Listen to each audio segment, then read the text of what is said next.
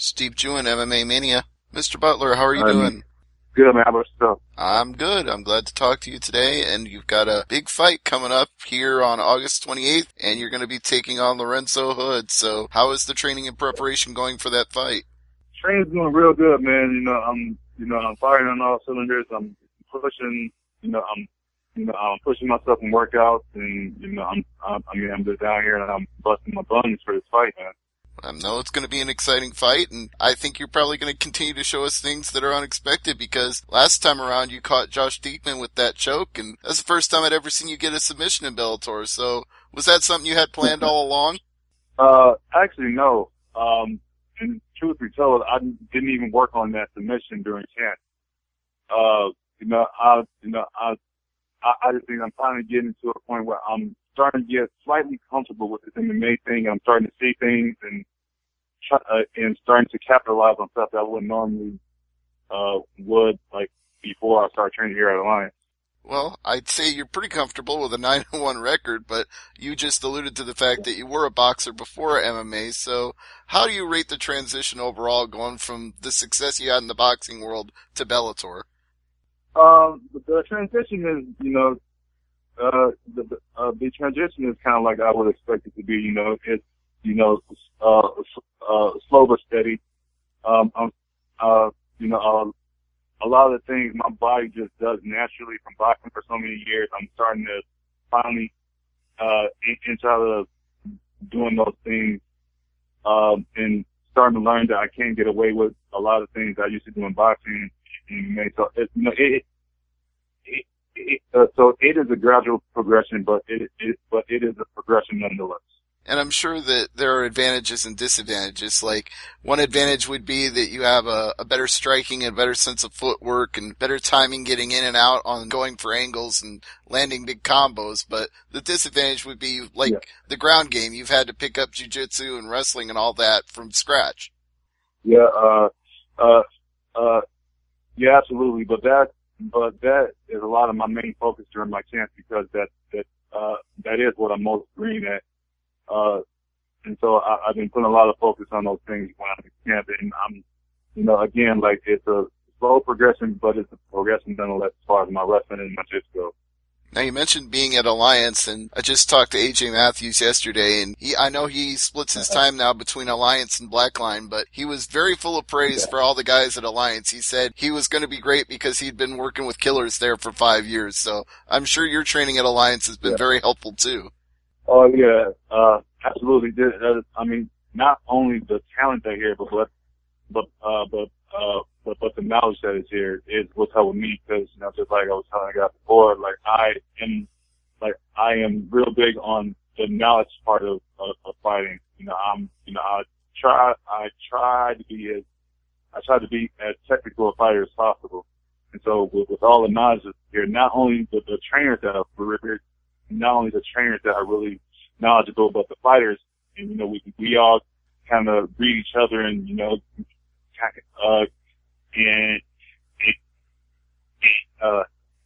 kind of help each other out too. So it's a really great experience being here. Glad that it's been a very educational experience and you're picking up a lot, and it's the kind of things you'll need to know, because at the same time, having the physical skills is one thing, but having the knowledge of how to apply those skills takes you very far, and you need those kind of things when you're going up against a guy who matches you both height-wise and size-wise in Lorenzo Hood. Yeah, absolutely.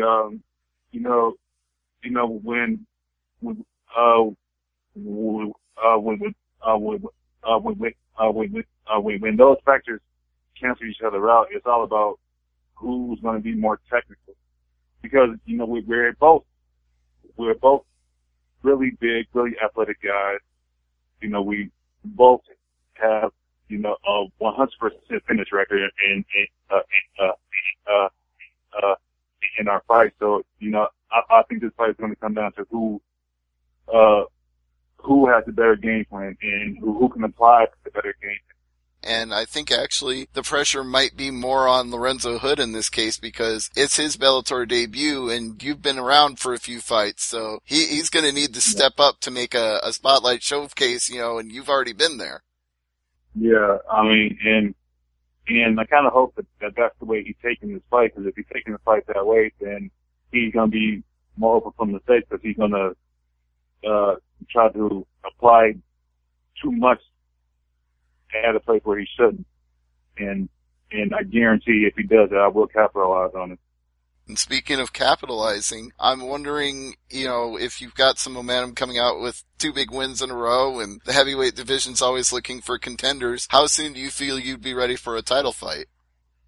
Just like I'm taking my fight by fight right now. But, if I got a call right after this fight and saying, hey, you want to fight Minikov for the title, I'll sign that contract the day before they sent it to me. Because just like I always say, I am a fighter, and it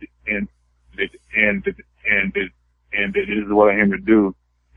Win or lose, I am there to fight. And, obviously from where my record has shown, I've won more than I lost, but, I'm finally getting out of that boxing mentality that you have to keep an undefeated record. And this MMA game is all about the fight. You get in there and you fight, people are going to love you regardless. And right. So that's, so that's more of my style of fighting anyway, to get in there, pour it all out, and see who wins at the end.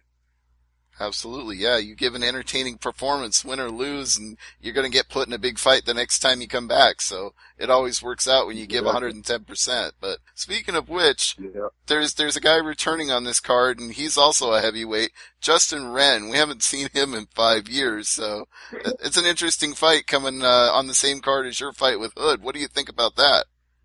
Man, I actually just when I first heard that Butler a time ago, I was like, why does that name sound so familiar? Then I remember where I heard it from, and that dude's a banger, man. And I'm actually pretty excited to see him fight myself. Just to see, how his mindset is from him being gone and, doing what he was doing for the last, 5 or 6 years he was out there? Right. Yeah. So that to me is one of the more interesting fights. I fought Josh Byrnes before, and I know what he has to offer, but it'd be interesting to see, Ren in what he has now. Exactly, and that's what I figured too, is Josh Byrnes is experienced, like you said. You faced him before. He's he doesn't have the greatest record ever, but you can't take anybody for granted in this sport, and after a 5-year layoff, that's as tough a test as any. Yeah, exactly. What do you think has been your toughest test so far in your MMA career? Would it be this upcoming fight, or any of the previous ones you've had? My toughest one, I think is probably one I lost against Javier Ala, because because he was the first guy that showed me that if I get to a point in the fight where I'm not actually paying attention to the fight, that people will capitalize on it. And that fight right there probably helped me the most in my career. Just getting that thought process out of my mind. And now as you can see in my fight coming up, that I don't have any lull moments in my thought process. Like I'm always in the fight at all times now. And again, I know it's kind of hard to tell doing my previous fights, but in every fight that I've had, there's been a moment where I've kind of off in the clouds. And I have to stop doing that, and that fight showed me that I had to stop doing it.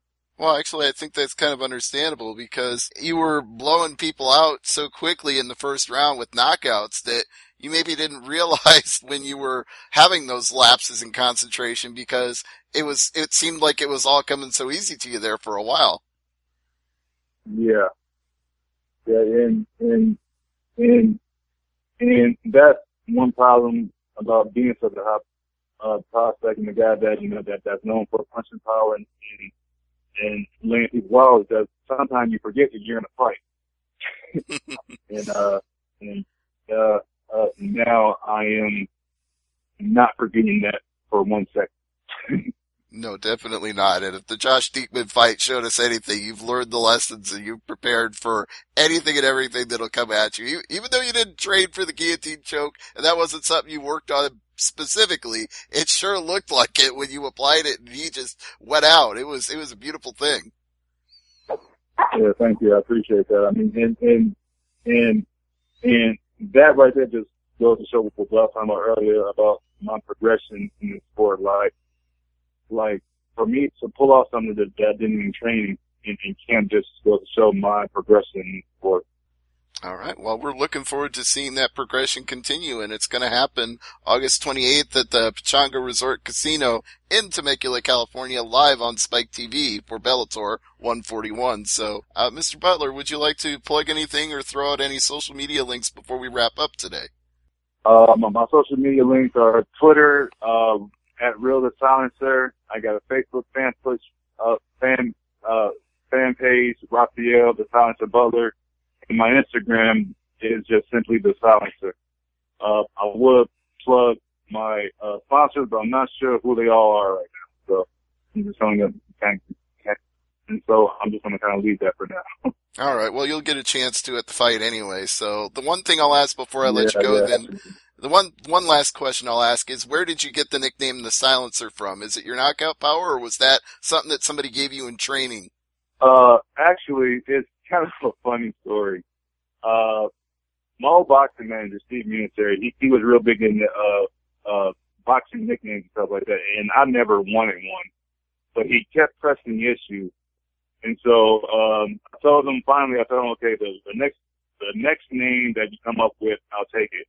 And so he calls me just one random day and tells me, he said, well, hey, Raphael, my girlfriend was thinking about you while she was in the shower. She came up with a couple of nicknames. My first reaction was, why was she thinking about me in the shower? and so she came up with two, Raphael the Bomber Butler or Raphael the Silencer Butler. So I took the Silencer because the Bomber just seemed kind of cheap. And the Silencer fits either way, because whether you put him to sleep with your hands or put him to sleep with your choke, they're going silent when you get to them. So it fits. Yeah, absolutely. All right. Well, here's hoping you are able to silence your opponent on August 28th. We're looking forward to the fight, and thank you for the time today. Yeah. Thank you.